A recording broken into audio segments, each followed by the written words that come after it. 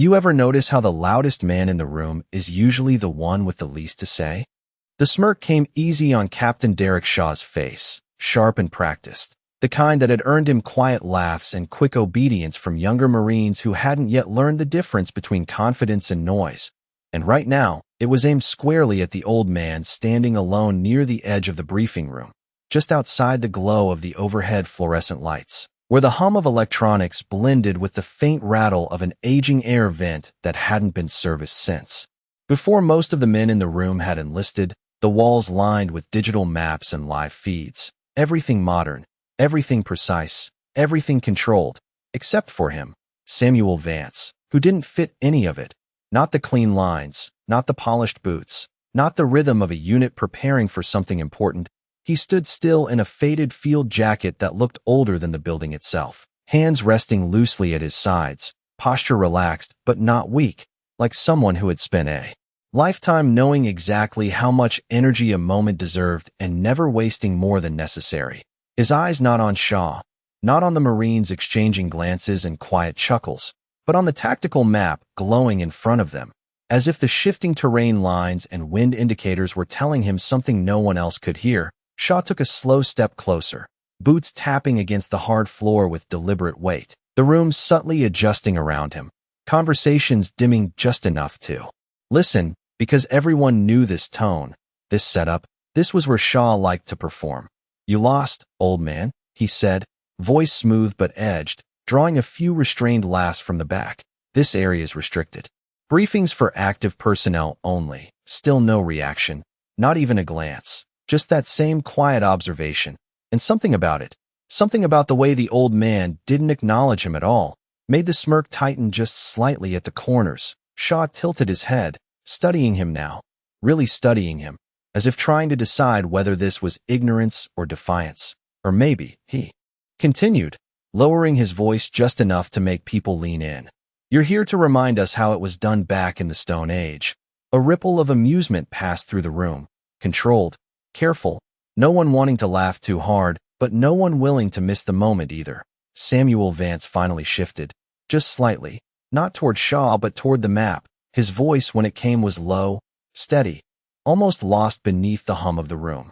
"You're reading the wind wrong." It wasn't a challenge. It wasn't even directed at Shaw, more like a statement offered to the air itself, and that made it worse. Shaw let out a short laugh, louder now, reclaiming the space. "That's so," he said, gesturing back toward the glowing display. "We've got real-time data, satellite feeds, atmospheric modeling down to the decimal. But sure, let's hear it from you." He stepped closer, closing the distance, the smell of clean fabric and machine oil replacing the faint scent of dust that seemed to follow the old man. "Tell me something," Shaw said, voice dropping, sharper now. "You got a rank, or do we just guess?" The room stilled a fraction more, not silent, but tighter, expectant, the kind of pause that comes before something breaks or reveals itself.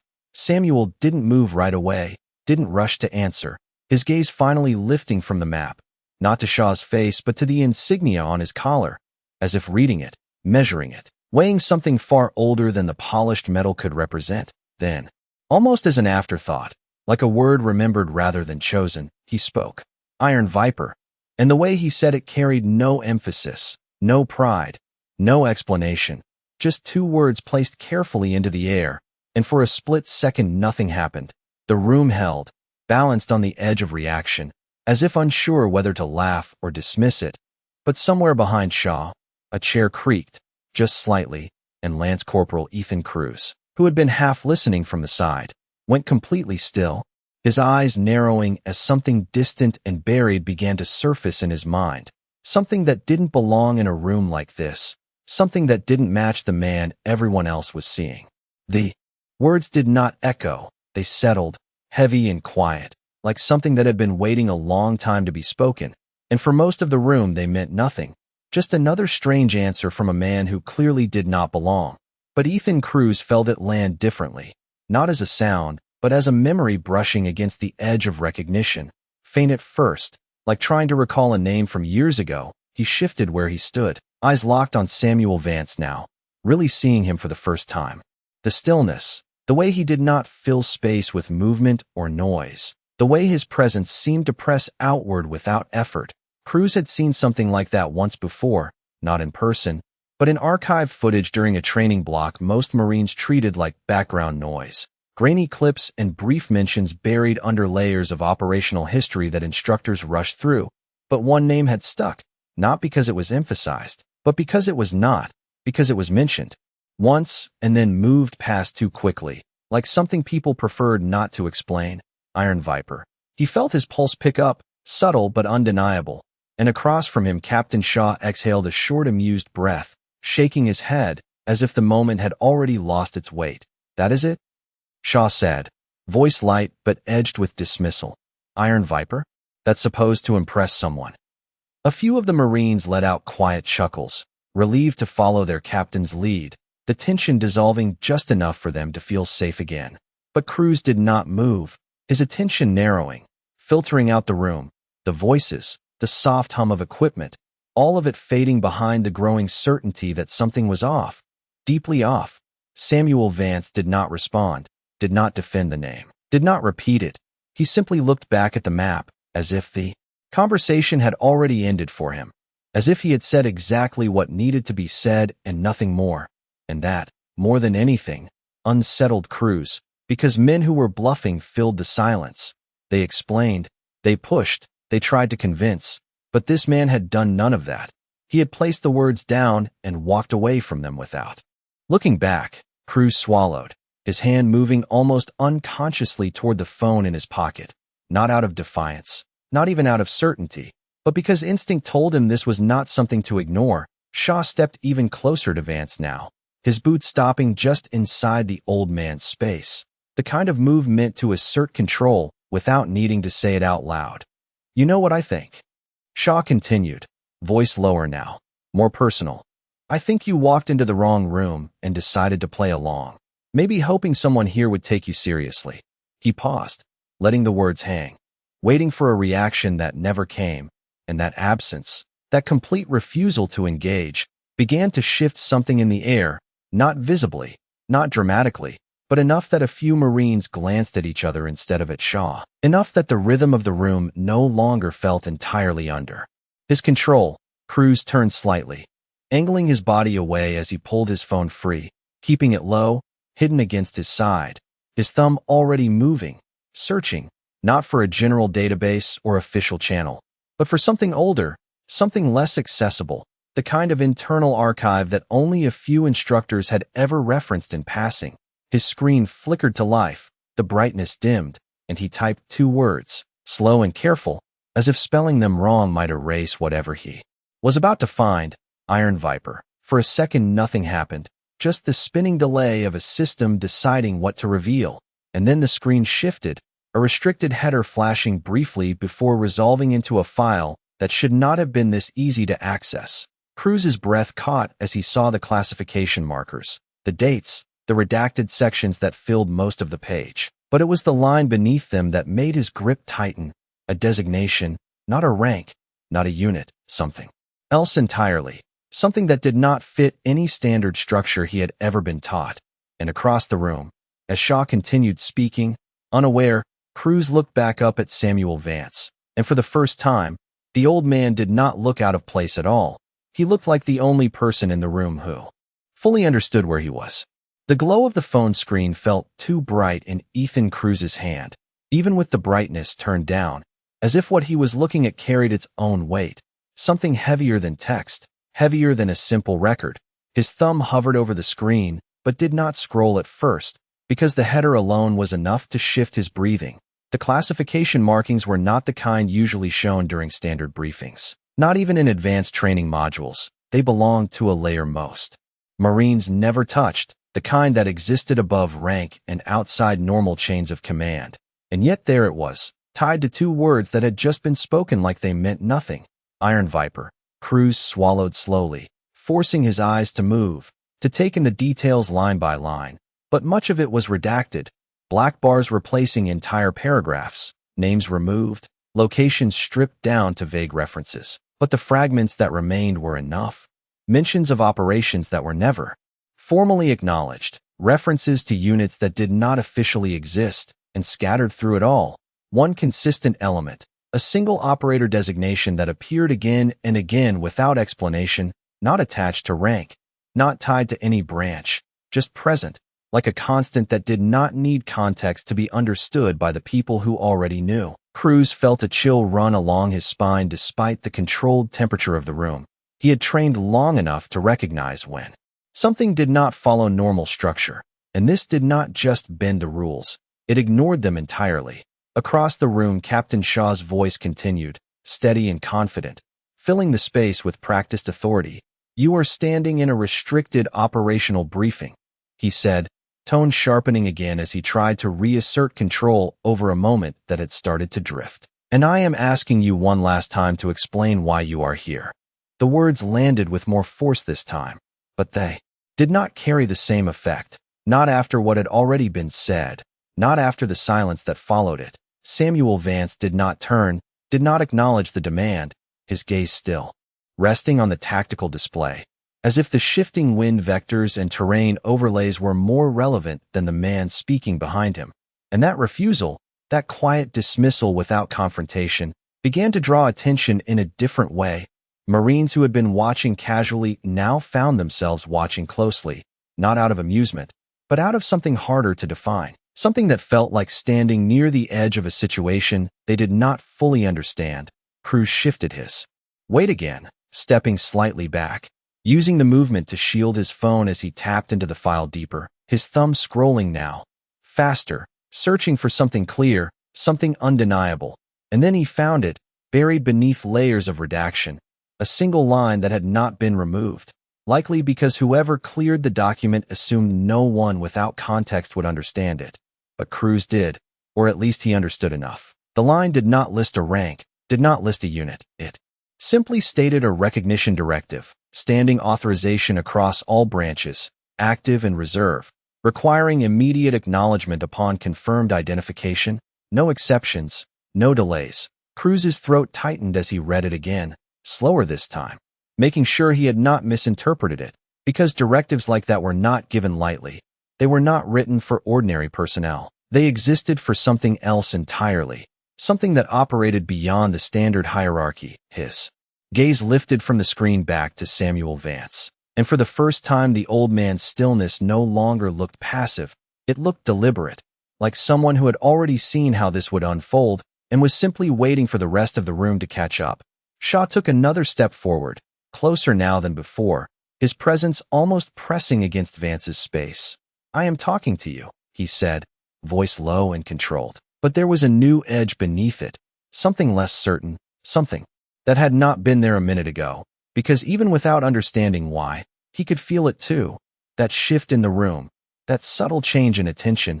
Cruz's hand tightened around the phone, and without fully thinking it through, without asking for permission or weighing consequences, he turned slightly away and brought it up just enough to make the call, his thumb pressing the contact he had only ever been told to use in situations that did not make sense. The line rang once, then twice, and then a voice answered, calm, direct, expecting clarity. Cruz hesitated for the smallest fraction of a second, then spoke quietly, carefully, as if saying it wrong might change everything. "Sir, I need a confirmation on a designation." A brief pause, the kind that signaled attention sharpening on the other end. "Go ahead," the voice replied, and Cruz glanced back towards Samuel Vance, who had not moved, had not turned, had not acknowledged anything at all. And then he said it, clear and steady despite the tension building in his chest. "Iron Viper." And the silence that followed on the line was not confusion, it was recognition. The silence on the line did not break immediately. It stretched, controlled and deliberate, the kind of silence that carried weight because it meant someone on the other end was not reacting. They were deciding, and Ethan Cruz felt that decision forming even before the voice returned. Lower now, stripped of casual tone. "Say that again." Cruz swallowed, his grip tightening slightly as he turned just enough to keep his voice out of the open air of the room. "Iron Viper, sir." This time there was no pause, no delay, just a sharp intake of breath that came through the line before the response followed, clipped and precise. "Do not move, do not engage, maintain visual and stand by." The call ended without another word, leaving Cruz staring at the darkened screen, his pulse steady but elevated, the kind of calm that came when training took over and instinct aligned with it. Across the room, Captain Derek Shaw had stopped speaking, not because he had run out of words, but because the room itself had changed in a way he could not ignore. It was subtle, almost invisible, but the Marines who had been loosely observing were now fully attentive, not to him, but to the space around Samuel Vance, as if something unseen had entered the room and shifted the balance of attention without making a sound. Shaw's jaw tightened slightly, his posture still firm, but there was a fraction of hesitation in the way he chose his next words. "You think this is a game?" he said, voice lower now, less performative, more controlled. "You walk in here, throw out some name, and expect what? Respect?"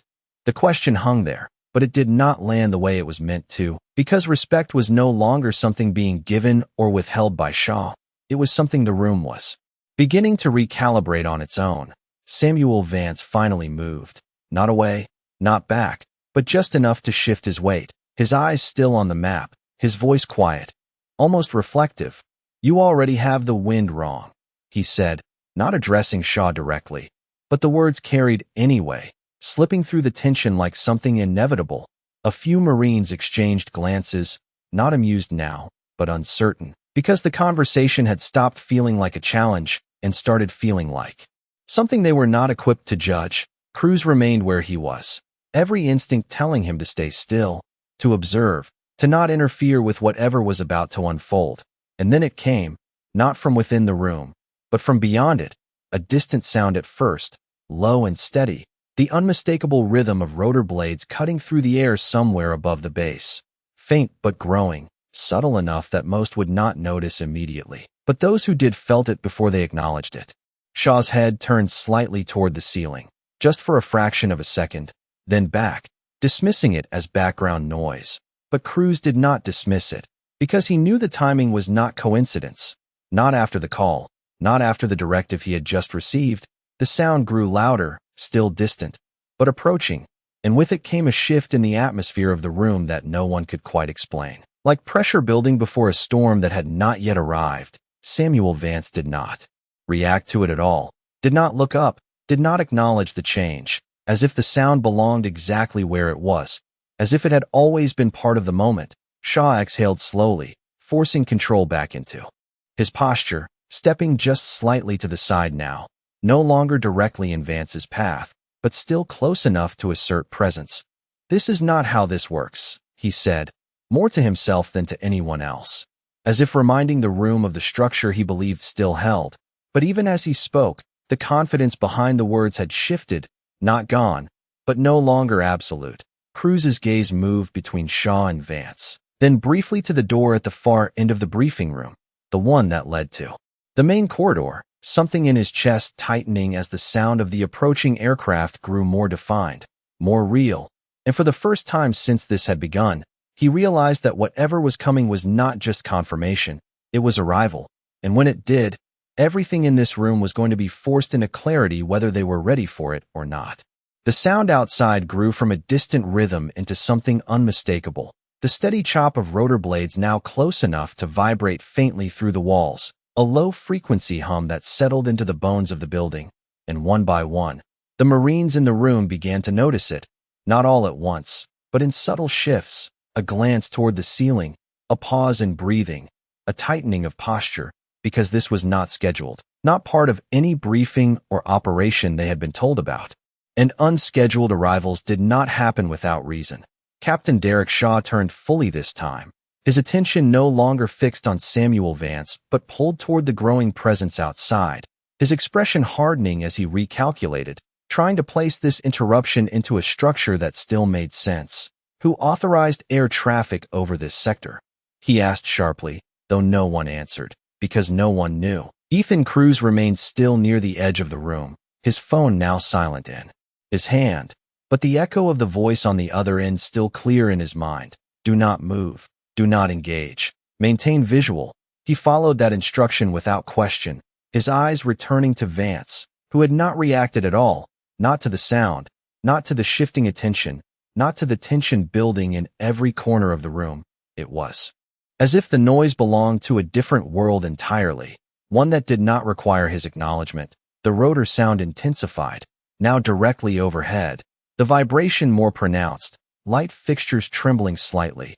The hum of the air vent drowned out completely, and then, just as suddenly, it steadied, holding position, hovering. The kind of controlled stillness that only came from a pilot who knew exactly where they needed to be.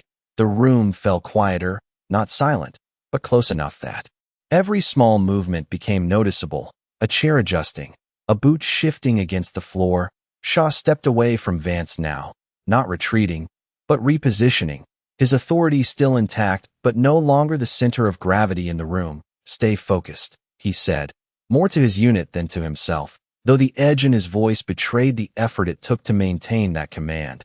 "We have a briefing to complete." But even as he spoke, the door at the far end of the room clicked, a small, controlled sound that cut through everything else, and every head turned toward it without being told. The handle moved slowly, deliberately, not forced, not rushed, and then the door opened just enough to reveal a figure in the corridor beyond.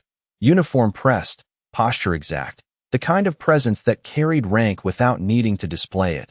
The man stepped inside without hesitation, his boots making a single, firm contact with the floor before he stopped just inside the threshold, his eyes scanning the room once, not searching, but confirming. And when they landed on Samuel Vance, they did not question, they did not hesitate, they locked with immediate recognition. The room held its breath without realizing it. Shaw straightened instinctively, his training responding before his thoughts caught up, but he did not speak, did not interrupt, because something in the way the man carried himself made it clear that this was not his moment to control. The newcomer took one step forward, then another, each movement measured, precise, as if the distance between him and Vance had already been calculated long before he entered the room. Ethan Cruz felt his chest tighten slightly, not from fear, but from the weight of confirmation settling into place. Whatever he had triggered with that call had arrived, and it had not come quietly. The man stopped a few feet from Vance, his posture shifting in a way that was almost imperceptible, but carried immense meaning to those who understood it. His shoulders squared, his chin lifted just slightly, and then, in a motion that was both simple and absolute, he raised his hand in a crisp, controlled salute, directed not at Captain Shaw, not at the room, but at the old man who had not moved from his place by the map. And in that single gesture, the entire structure of authority in the room changed without a word being spoken. The salute did not waver. It held in the air with a precision that carried more weight than any spoken explanation, and for a moment no one moved, not because they were told to stand still, but because instinct took over, the kind that runs deeper than orders, deeper than protocol, the kind that recognizes something before the mind has time to process it. Captain Derek Shaw felt it first in the tightening of his chest, a subtle shift that he could not immediately define, his training telling him to respond, to return the gesture, to acknowledge rank. But something stopped him, something in the angle of that salute, in the way it was given not as a courtesy, but as a recognition, directed entirely at Samuel Vance, and not at anyone else in the room. The man holding the salute finally spoke, his voice calm, controlled, carrying the unmistakable tone of authority that did not need to be raised to be obeyed. "Sir," he said, a single word, but it landed with clarity, and for the first time since this had begun, Samuel Vance moved with purpose, not quickly, not dramatically, just enough to turn slightly, his gaze shifting from the tactical map to the man in front of him.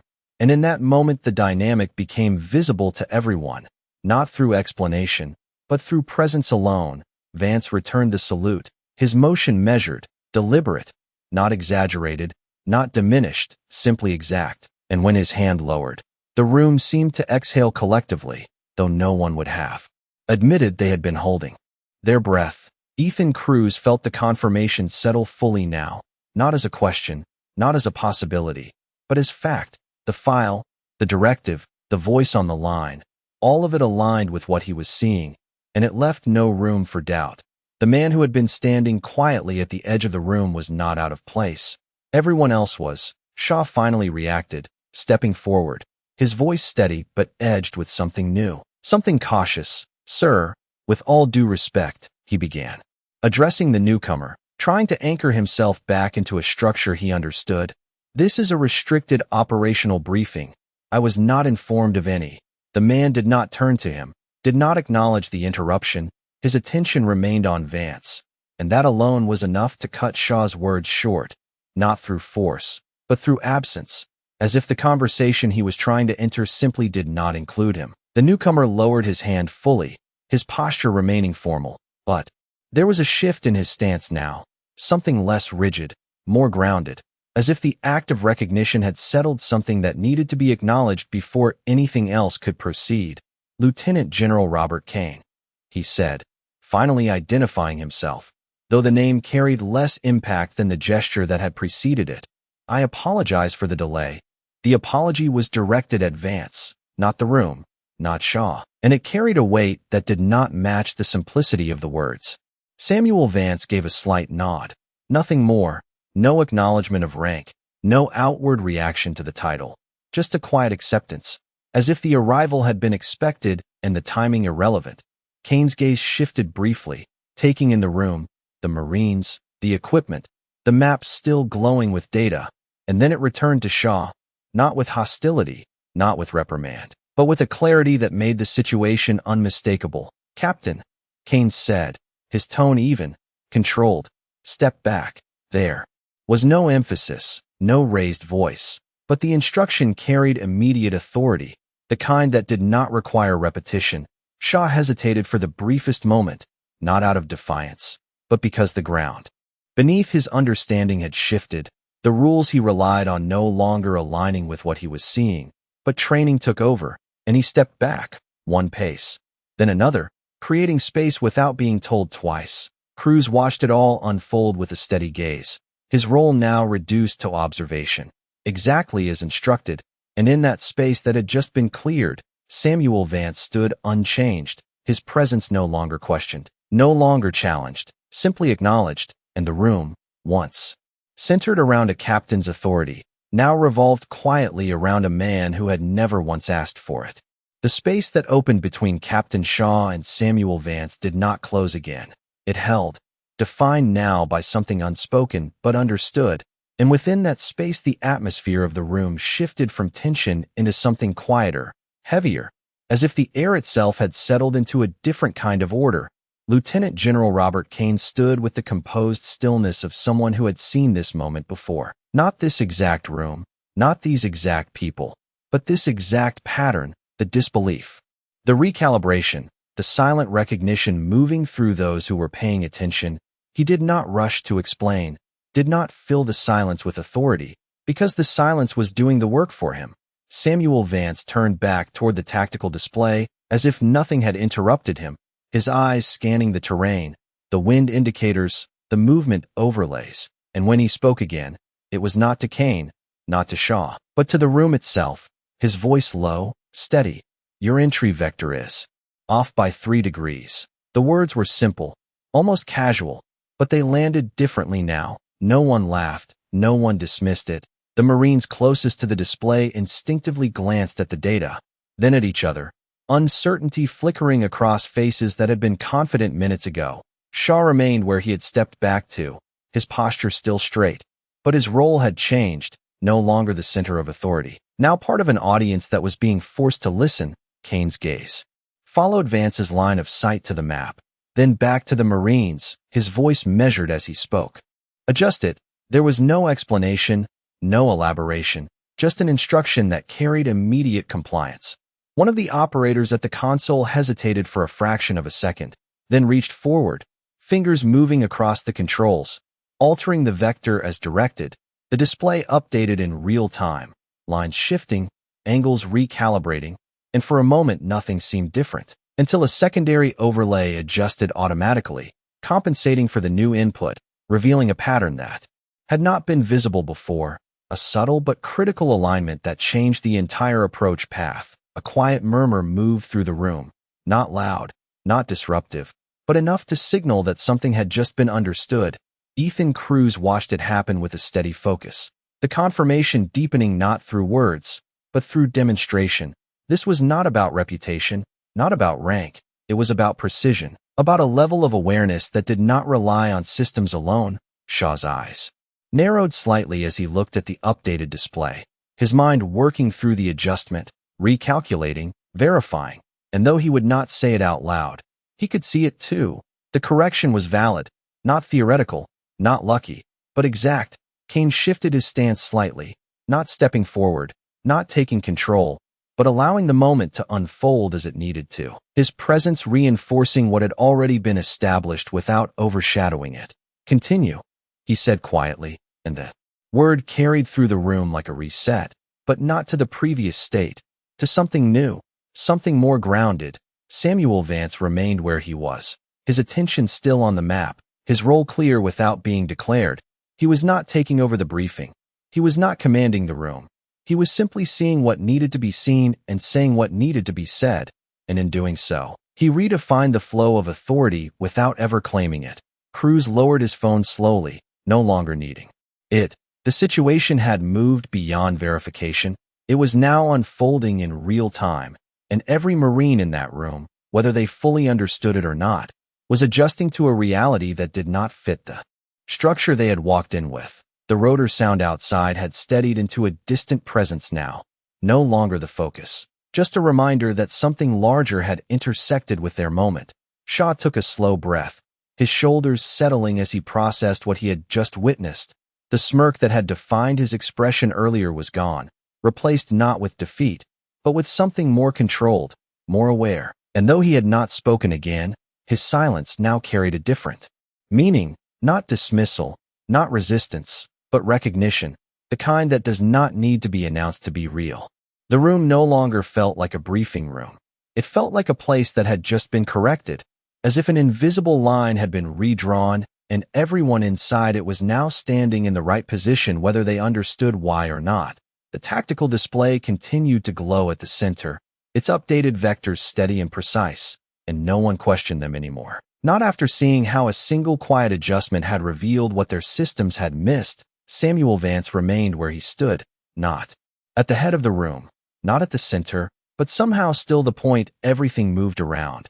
His presence unchanged, unclaimed, and yet fully acknowledged. Lieutenant General Robert Kane shifted his gaze across the Marines, not as an inspection, not as a command review, but as a quiet measure of how they were adapting, how quickly they were learning without being told, and what he saw was enough. The hesitation that had filled the room earlier was gone, replaced with a focused stillness, the kind that comes when uncertainty has been replaced with clarity.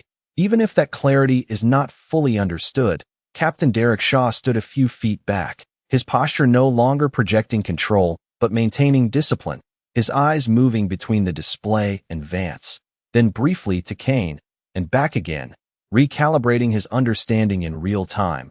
He stepped forward slowly, not to reclaim authority, but to align with what had been established. His voice when it came was steady, measured.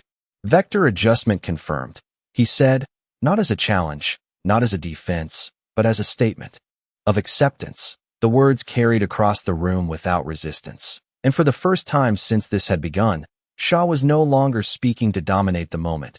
He was contributing to it. Kane gave a slight nod, not to Shaw, not to any individual, but to the process itself, the way the room had corrected, the way discipline had shifted into something deeper than protocol. Samuel Vance finally looked away from the display, his gaze moving across the Marines, not evaluating, not judging, but simply observing. And there was something in that look that settled into each person differently. Not pressure, not expectation, but a quiet acknowledgement that they were now part of something larger than the structure they had walked into. The rotor sound outside began to fade slightly, the aircraft holding position but no longer pressing its presence into the room, as if its purpose had already been fulfilled. Ethan Cruz stood near the edge, no longer needing to hide his awareness, his role complete, but his attention unwavering. He had triggered the moment, but now he was witnessing its resolution, and that carried its own weight. The room remained quiet for a few seconds longer, not awkward, not tense, just still, like a moment suspended between what had been and what would follow. Then Kane spoke again, his voice calm, carrying easily without force. "Proceed with the operation." It was not a reset, not a return to normal. It was a continuation from a higher point of understanding, and everyone in the room recognized that, not through instruction, but through instinct. Shaw turned slightly, addressing his unit with a clarity that had sharpened rather than diminished. "You heard the directive," he said, and this time his authority fit the moment, aligned with it instead of competing against it. Marines moved with purpose, not hurried, not chaotic, but precise. Each action grounded in the correction that had just taken place. Samuel Vance did not issue further instructions, did not remain to oversee. His role in the moment complete the second the room understood what it needed to. He took a small step back from the display, his hands returning to a relaxed position at his sides, as if stepping out of the center of a conversation he had never tried to enter. Kane watched him for a brief moment, then gave a subtle nod, a gesture that carried respect without ceremony. And in that exchange, quiet and nearly invisible to those not looking for it, the entire chain of recognition was completed, not announced, not explained, but fully understood by those who needed to understand it. The room moved forward, but something in it remained changed, something that would not reset when the briefing ended or when the screens went dark. It settled into the quiet spaces between actions, into the way Marines checked their work twice now, into the way voices lowered slightly when speaking near the man who had already stepped back from the center without ever claiming it. Samuel Vance stood near the edge once more, exactly where he had been at the beginning, but no one saw him the same way anymore. The difference was not in him. It never had been. It was in the room, in the awareness that had caught up to what had been there all along. Lieutenant General Robert Kane remained for only a moment longer. His presence no longer needed to anchor the shift that had already taken hold. He gave a final glance toward the tactical display, then toward Shaw, a look that carried no reprimand, no correction, only expectation, the kind that assumed the lesson had been understood without needing to be repeated. Shaw met that look and held it, his posture firm, his expression composed, but his eyes clearer now, sharper, the earlier edge of arrogance replaced with something steadier, something earned in real time. Kane turned and moved toward the door without ceremony, his boots measured, each step precise, and when he reached the threshold, he paused just long enough to glance back at Samuel Vance, not as a superior, not as a subordinate, but as a man acknowledging another man, who required no explanation. Then he stepped out, and the door closed behind him with a soft, controlled sound that marked the end of something without announcing it. Outside, the rotor noise began to lift, the aircraft pulling away with the same quiet authority it had arrived with, its presence fading into the distance until it became nothing more than a memory carried on the air. Inside, the briefing continued, but it did not return to what it had been. It moved forward from a different place, one built on a correction that had already proven itself. Ethan Cruz finally allowed himself to exhale fully, his role complete, but the weight of what he had witnessed settling into him in a way that would not fade. He glanced once more toward Vance, who was already turning away, not waiting for acknowledgement, not expecting thanks, simply moving toward the exit with the same quiet pace he had entered with, as if the entire moment had been just another step in a path only he could see. Shaw noticed the movement, and for a fraction of a second, something instinctive told him to say something, to stop him, to ask, but the words never formed, because there was nothing to ask that had not already been answered. Instead, he straightened slightly, his hand rising just enough to acknowledge, not a full salute, not in the formal sense, but something quieter, more personal, and Samuel Vance paused for the briefest moment at the doorway, not turning fully, just enough to register it, a small nod, almost imperceptible. Then he stepped out and was gone, the corridor beyond swallowing his presence as easily as it had revealed it, and in the silence that followed, the lesson settled deeper than any order ever could. Respect is not demanded, it is recognized, and once seen, it cannot be unseen.